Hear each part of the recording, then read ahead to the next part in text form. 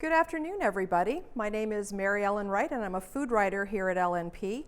And I am here with Chef Barbie Marshall from Strasbourg and Mountville. She'll explain that. She is going to be doing a live demonstration here in our studio. She is also going to be doing a demonstration tomorrow night, Saturday at 7:30 at the Food, Wine, and Spirits Festival that is sponsored by LNP. She's also got a booth at the festival. So let's get started. Hi, Marielle. Hi, Chef Thank Barbie. you for having me.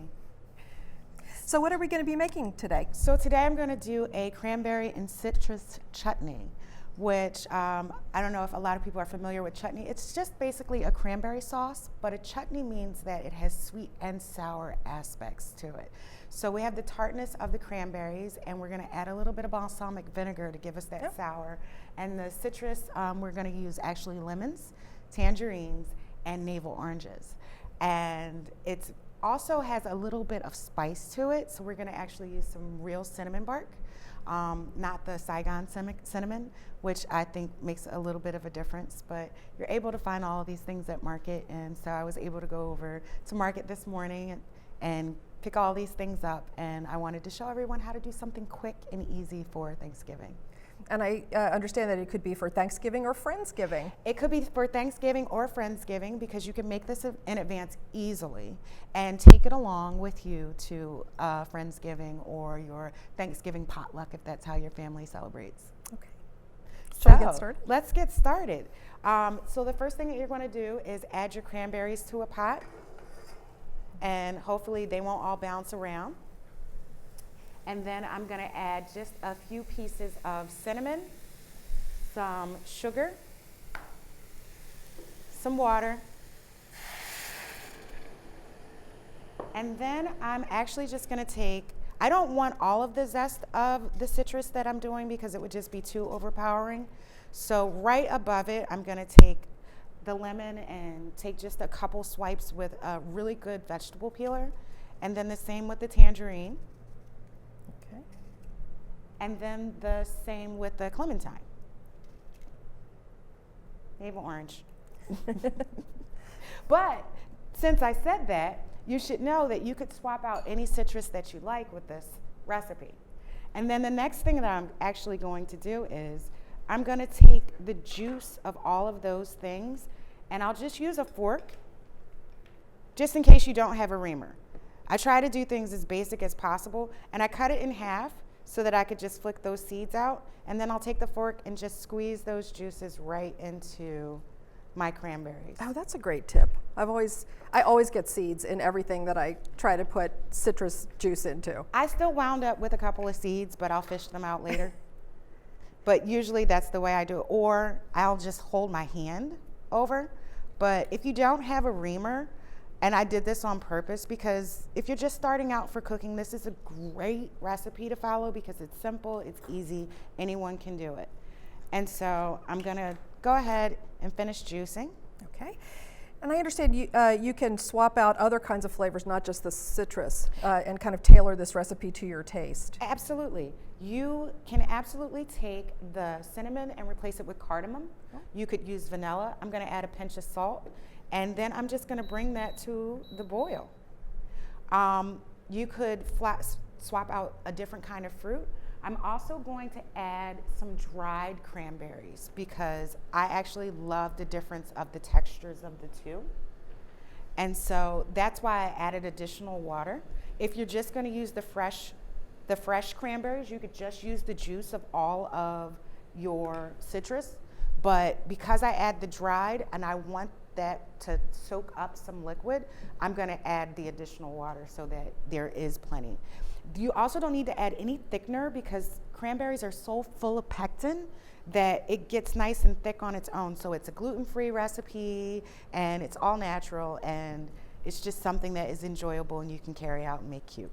You can do this up to 5 days in advance and keep it in the refrigerator. Okay. Do you have any tips about working with cranberries since they are so tart? It didn't look like you put a lot of sugar in there. Is it the citrus that helps balance out those flavors? The citrus will help balance out the flavors, and the tartness will also be balanced out by the acid. So the last thing that I'm going to add is a little bit of balsamic vinegar, and that will help to manage and balance that tartness. If you don't like balsamic vinegar or you don't have it, you can certainly leave it out. It'll be a little bit more tart. You can adjust the sugar if you like it sweeter. It all depends on what you're going to pair it with. I'm going to take this to a savory note towards the end of the application, and I'll show you when. Okay. But as you can see, it's already going to start to come. It's already coming to the boil. And what the cranberries will do is just burst open. And oh, wow. Once they fully burst, then you'll just let it simmer and thicken up a little bit, and it'll be done. So it's a really quick and easy peasy recipe. And how long will you cook that then? I'll cook it for about 10 minutes. Okay. So as it comes to the boil, I'm actually going to turn it down because I don't want it to boil over and I don't want a sticky mess. Yeah. And you could use a larger pot if you're more comfortable with a larger pot, but I don't really need one. Now, what are good ways to serve this chutney? I actually serve it with, you can serve it with your cranberry sauce or with your turkey, but I serve it on the table in a little mason jar like this. Oh. Because it's easier for passing and it's just really pretty. So, I mean, right in the middle of your holiday table, that's like a great way, and it's a good space saver because a lot of times you have so much on your table for Thanksgiving that you don't really have a lot of space for an additional big bowl or something. And this recipe makes enough for 8 people. I mean, it'll give you about 2 cups prepared. Okay. Now, you're originally from Philadelphia. What brought you to Lancaster County? The food. I'm originally from Philly, and that's where I started off cooking with my family. Both my parents were really great at-home cooks, and then I moved to Virginia. We were a military family, and went to culinary school in Virginia Beach, and then I moved back, and I just absolutely fell in love with Lancaster County. My mom had brought me out here to farmers market and to farm stands as a kid, shopping for ingredients, and so when I found my house in Strasburg, I just absolutely loved it. Decided it would be a great place to raise the kids and never left. And then this February, I had a pipe freeze and burst at my house, so I'm temporarily in Mountville, but hopefully I'll be back in my house by next February. Now, your business is Chef Barbie Marshall, Yes. LLC, and what do you do in your business? We cater, and we also do private dinners, private specialty dinners at people's homes and pop-up dinners. And I also do some restaurant consulting. I'll actually be leaving for Curacao on the 30th of this month to go revamp a couple of concepts down there. Okay. So I do a lot of traveling and cooking. One of the most enjoyable things that I did was I surprised a husband's wife. He had me come to his home in the DC area for their anniversary, and I cooked them a 5-course meal at their home. Oh, and neat. so he had her go out, get her hair done, get dressed, and then he took her out for a car ride just to bring her back home, and I opened the door, and she was just very, very, very excited. Oh, that's cool. So. Now, can you tell me what the experience was like? You came in 4th, I believe, in season 10 of Hell's Kitchen on Yes. Fox, which is with the famous Gordon Ramsay, who yells and swears a lot. So can you tell us a little bit about that experience and what you took away from it? It was actually really a great experience. It is very hectic. What you see on TV is what you get, and it is what it is. But he was also very kind to me. He yelled for me more than he yelled at me. And so my experience with him was a very positive one. He was very helpful, and I really appreciate all the help that he gave me in being able to reach such a large audience, because a lot of people don't realize that Hell's Kitchen is an international show. It airs in 31 countries. So had I not been seen, there wouldn't be people in Curacao that would say, hey, can you come down here and redo my menu Oh, for wow. me? So, And that was in 2012, I believe, is when it aired. Are you still in touch with the other contestants? I'm in touch with quite a few of them, actually, yeah. I actually just spoke to Robin, who has a food truck down in Fort Lauderdale in southern Florida area, and she actually did a couple of things after Hell's Kitchen, and so I plan on seeing her on my way back from Curacao because I have a layover in Miami, and so I just made it an overnight so we can hang out because we haven't seen each other in a couple of years. Okay. We have a few more minutes on our Well, yeah, bubbling? as you can see, we're bubbling away and we're getting thicker. And most of our cranberries have started to pop.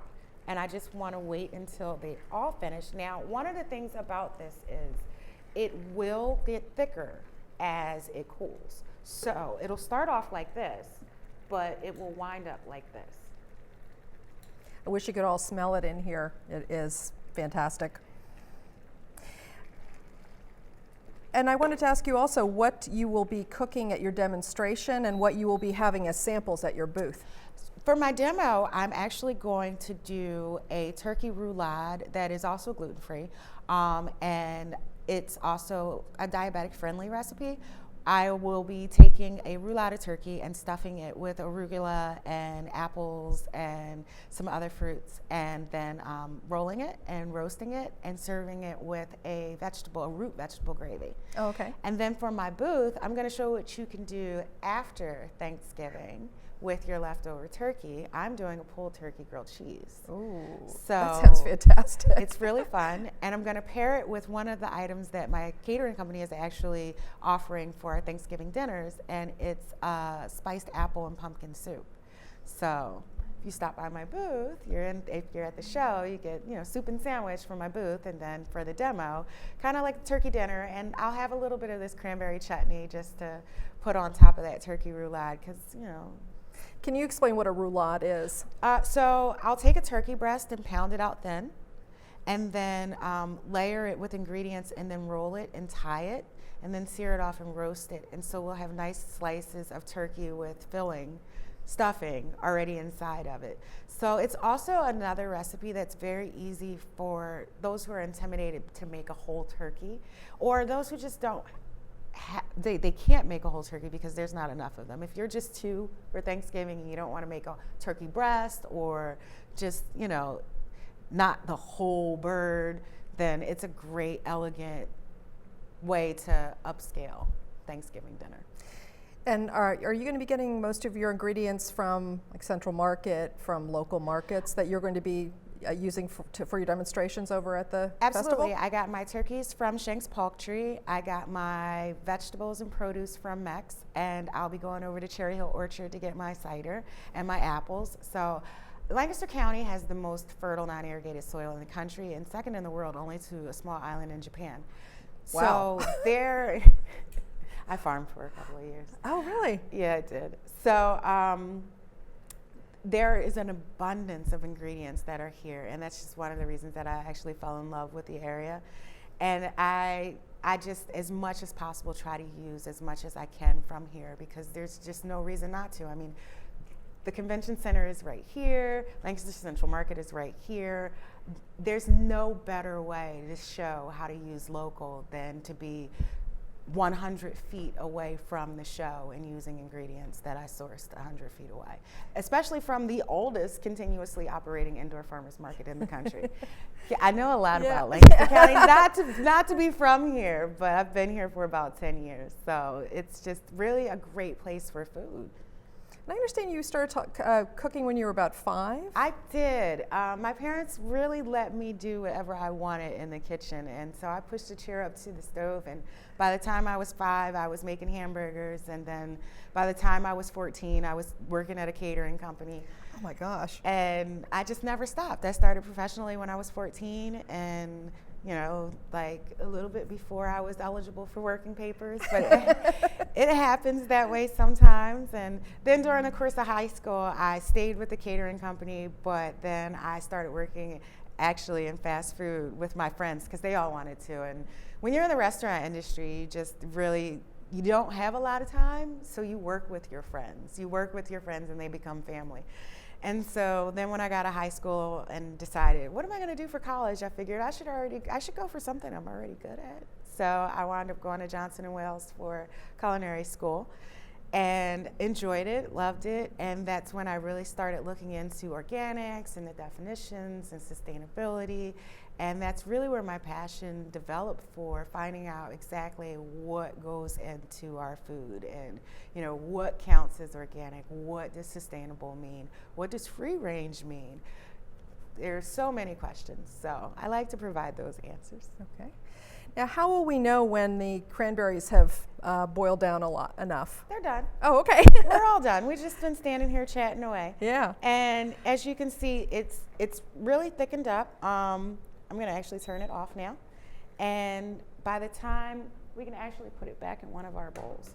By the time it cools, it will be just as thick as that one. And this would be great. I would totally use it on, in that form, no barbecue sauce, on a turkey sandwich, on a turkey grilled cheese, just like gobbler style, without the stuffing and the mashed potatoes, because I just can't handle it. Will you be using it at your booth? I am going, not at my booth, I'll use it as a garnish for the turkey roulade to go with the vegetable gravy. So that's when I'll be using it. If you were going to be using it in the grilled cheese that you were talking about. No, I'm actually not, because that one's going to be a barbecue base. Just because okay. by the time you get to turkey Thanksgiving leftovers, sometimes it's just too much to have turkey, mashed potatoes, stuffing, cranberry. So I wanted to do something different, because you have that leftover turkey meat, add some barbecue sauce to it, and then you have pulled turkey instead of pulled pork. And just in case someone would like to get in touch with you, how can they find you? Do you have a website? I do. You can find me on my website, which is chefbarbie.com. Okay. And then I'm also on Instagram, on Twitter, and Facebook at Barbie Marshall.